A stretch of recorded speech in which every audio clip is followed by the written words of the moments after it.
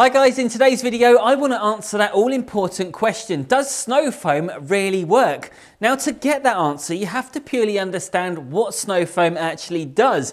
There's beginners out there who think that you can just spray snow foam onto a car and it's going to completely wash it 100%. In fact, it was a couple of weeks ago we did a video featuring some cheap and cheerful hand car wash products which featured a snow foam that was so aggressive it actually pulled off quite a lot of dirt, but it still didn't get 100% off. And I saw several comments on a few other videos saying snow foam is just a complete scam. Look, I understand where you might be coming from because you might be applying the snow foam in several different ways. Now there's lots of different factors that could include it.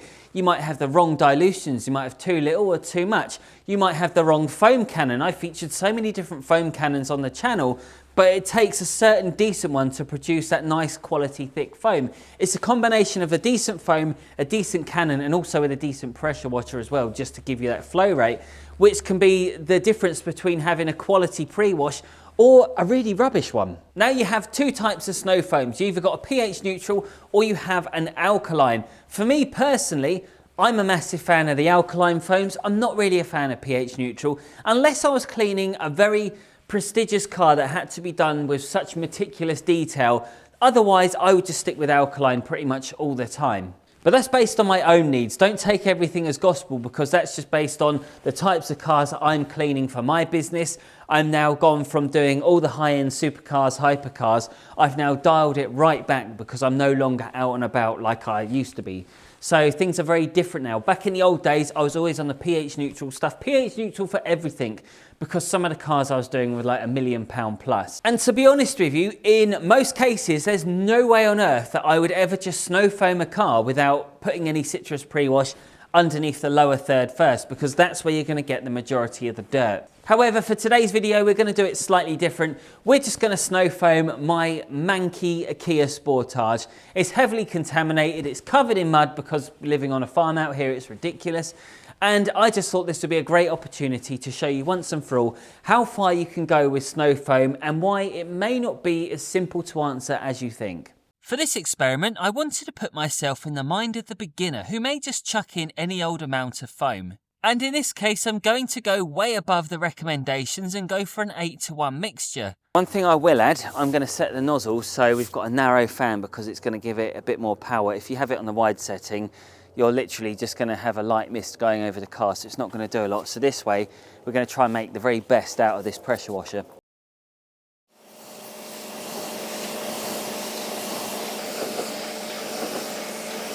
Right, now let's do this side.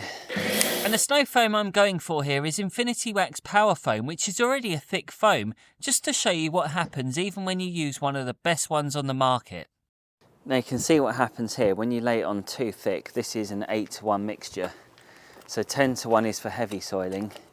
8:1 is not on the recommendations, and you can see why. What would happen if you use too much? It becomes too heavy, it becomes too thick, and look, it's not gonna be stable at all. Right, so now it's had chance to settle. You can see some of it has splashed onto here, so I'm still going to rinse this off one more time, and then we're going to rinse this off as well, and then we're going to have to just leave it. So before you say, oh, there's going to be water spots, yeah, there's absolutely no chance. It's freezing cold, ain't going to happen. So we'll rinse that off, and then we'll see what kind of results we got with using too much product. Now let's see what happens when we follow the guidelines and use the correct amount to see what kind of impact it makes. Right, so this is a 10:1 mixture.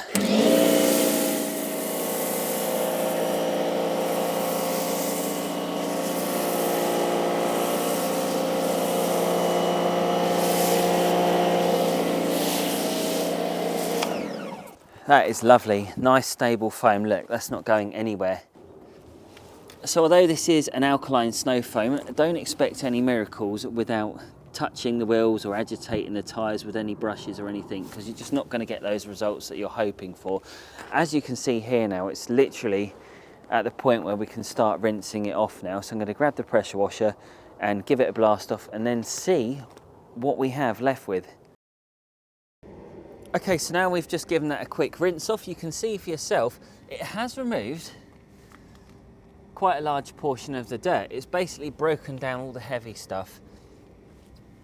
Now, it's not going to remove 100%, as I did a video a few weeks ago with an extremely heavy alkaline snow foam that I got from a hand car wash, which was utterly brutal, which you should really only use on really bad cars that you really don't care about.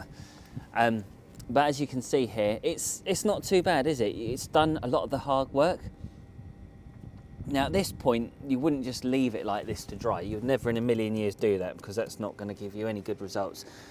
Once you've snow foamed it, you're going to jump straight in with the contact wash. And if we go around to the back now, you can see what happens when you just rinse it.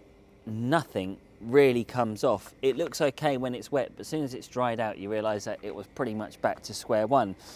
And you're actually going to get fairly similar results if you use too much foam. As you can see here, this was an 8-to-1 mixture, which you really shouldn't do. Well, with that product anyway. So if you use too much, you're just going to be left feeling, well, I see what happens a lot of the time. Many people decide to blame manufacturers for snow foams not working, and it pretty much comes down to how much you're putting in. Are you doing the right measurements? How bad is the car? Are you doing it in the direct sunlight? There's so many different variables. I mean, we have perfect weather today. It's freezing cold. It's not perfect for me, but it's nice and cloudy, it's cold. And I can see now that if I was to leave this, it would still dry out and I'd have, yeah, these marks. It just wouldn't look very good. So what I'm going to do is I'm actually going to leave this to dry properly, which I shouldn't do, I know, but I want to go around it again. I want to use a citrus pre-wash on the lower third, and then I'm going to layer it up with some more snow foam, and then I'm going to wash it down and then carry on with the contact wash, because by doing that, that's the only way that you can really clean a car properly, that is. Now I'm hoping you can take something from this video. Let's just say, for example, you've got a clapped out Ford Focus or something, it's absolutely done in. Is there any point in you using snow foam whatsoever?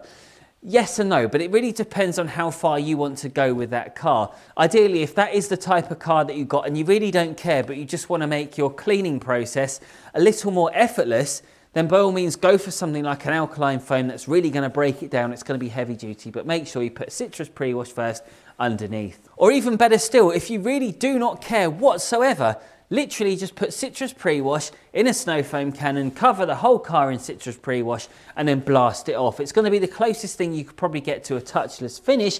It's going to be mighty aggressive compared to using a snow foam, but nevertheless, like I said, if it really is a car that you really couldn't give a stuff about, that could be the way forward. So it's just a few things for you to take on board. If you love videos like this, you want to see some more short and sweet content, I'll put a couple of videos down here that you may find beneficial.